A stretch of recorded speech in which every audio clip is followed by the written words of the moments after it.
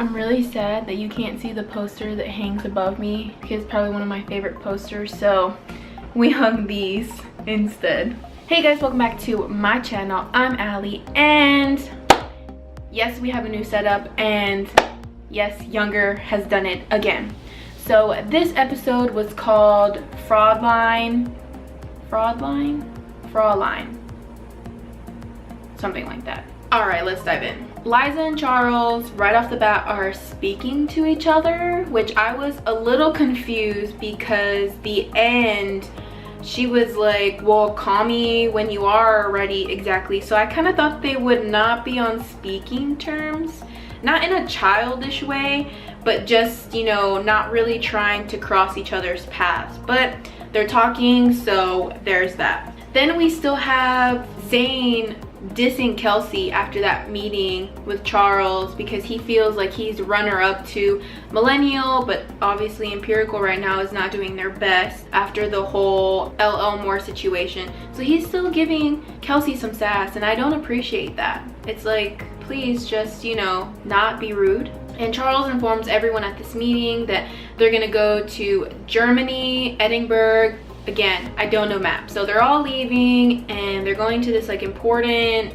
book thing. Everyone's going and they're checking in at the desk, and lo and behold, Cheryl Sussman has returned, which is a big oh fuck, because we already know from previous seasons that she tried blackmailing Liza, almost said Sutton, into exposing her age if she didn't give the scoop on Empirical, Millennial, whatever. So she's not on good terms right now. Everything is tensed. But she doesn't spill, she just, you know, throws a little shade and continues.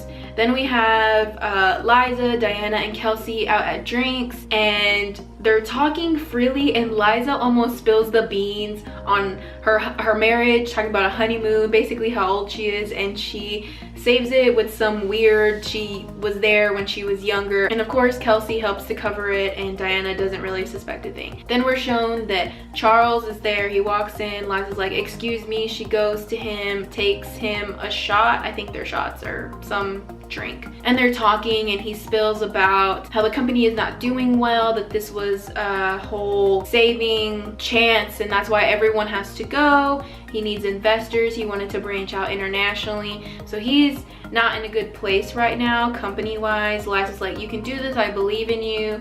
And he also spills that he misses her, she misses him. They also, in this conversation, talk about how Charles would love to take Liza to Paris, running away, being free and open, and if they had a whole like escape day, it would be so my heart. Then the whole book event and them displaying their book Millennial have their little pop-up thing, and Dinah comes over and she says that Millennial won like both the spots on like book of the year, whatever big award it was, and a lot of people start coming to their little pop-up stand and they're rushing. And Liza, this was a very confusing scene to me because Liza for a second I guess forgets that she is Diana's assistant and like her age, I guess, but she tells Diana, can you get me a pin please, just get me a pin. And Diana is taken back at, I guess, the way she requested it, and Liza realizes it, checks herself, and she's like, please excuse me while I go get a pin. And Diana's like,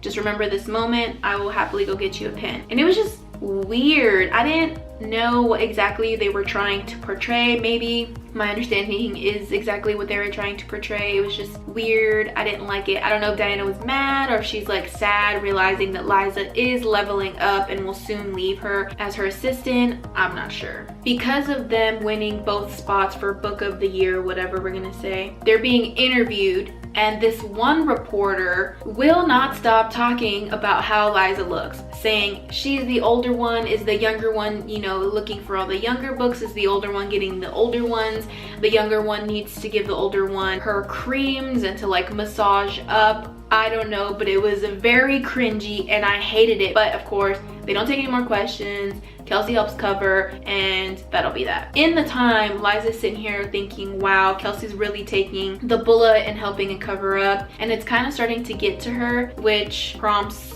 the rest of the episode. We then have Liza, Kelsey, Zane, Diana, Charles all out at this, I guess it's within the hotel, I don't know, they're out at this fancy restaurant. And oh my god, Diana and Cheryl are doing a whole cabaret scene. Listen, I need Miriam to sign up for a musical ASAP and give me life, because that's exactly what she did. We have seen her shed some skin as the seasons have gone, especially with her talking to Liza about Enzo and her going out with Kelsey and helping Liza in whatever stump she's in. I just want more. Within all that though, we had Cheryl come up to Liza and be good.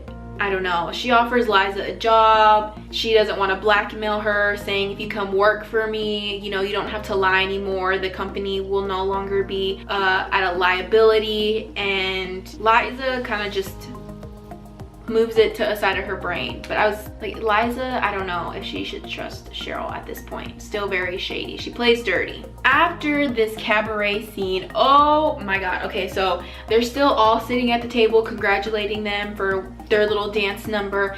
And Miss Cheryl Sussman takes a shot or whatever clear thing that was and kisses Charles. Okay, Liza isn't there because she goes and gets another round of shots and Charles then leaves. Okay, and I just want to say I wish Liza would have seen that, just because I would have loved to see her reaction, because Cheryl just went for it. Liza comes back, she's told that Charles has left, sparks the idea that she could go sneak off to be with Charles. So she does.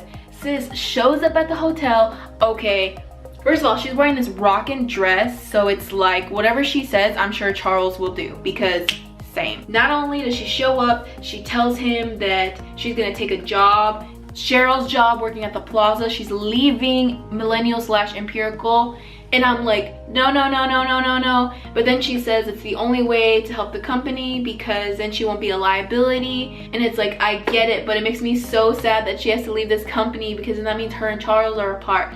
But she does note that with them being apart during the hours, it means they can finally be together after hours, which leads to a lovely moment of them kissing and her leaving Charles's room. Oh my god. Within this whole mess, Maggie, Malky, Josh, and Lauren are having dinner. Babies are brought up. It's revealed that Malky wants to have a baby. She had been trying, but it's so expensive. She asked Josh. Josh is like, okay. Like, this is all kind of hypothetical playing, but sort of like real. And Maggie's taken back, and there's tension now between her and Malky, because Maggie had no idea, but Malky was like, well, I want one. I didn't know we were on solid ground, which is why I hadn't brought it up before. And it's kind of weird now. And weird that Malky has been here 5 minutes and she's already asking for a baby from Josh, out of all people. I mean, he's hot, and yes, he would make a beautiful baby, but that's weird. We're taken back to the bar. Kelsey's at the bar getting shots. Zane's watching her, and this guy is kind of getting handsy. He walks up, tells him to leave her alone. He's like, go away, and Zane punches him. Yes, because the guy was getting really handsy on Kelsey and she was drunk, but also it's like, Zane, why are we going the extra mile? We are shown that Cheryl is walking back to her room. Liza's coming out of Charles's room. Ooh. And Cheryl's like, I need an answer, and Liza's like, yes. Liza leaves. She's curious. She goes and knocks on the door. Charles opens, shirtless. Okay. Woo. And somehow in my mind I was like, great, Cheryl has more to blackmail Liza with, and I don't think that's gonna end well. Next morning, Kelsey ends up sleeping in Zane's room because she forgot her coat, doesn't have her key, is roomless. He takes care of her, nothing happened. He ends up going to this early meeting with an investor or like book guy, and is the guy he punched. So that doesn't work out at all. That was funny. I like that they added that bit. Here comes the sad part. So they're checking out. Liza tells Kelsey that, I'm sorry that you have been putting up with having to cover me. I know you hate me. I want to leave before you hate me fully. So Liza tells Kelsey that she's leaving for good reason. Kelsey starts crying. I'm getting a little emotional because Empirical / Millennial will not be the same without Liza. And I'm just taken back to the other season where she ended up having to work at the department store and she was sad. Even though we know she's going to work at the plaza, that's going to be weird because now she's going to be competition with them. And what happens if Charles' company ends up going under? It was just sad, the whole speech. And I hate that Liza feels guilty. Of course we can get where she's coming from, but it's just so sad. The team, the duo will no longer be together. Diana, oh my god.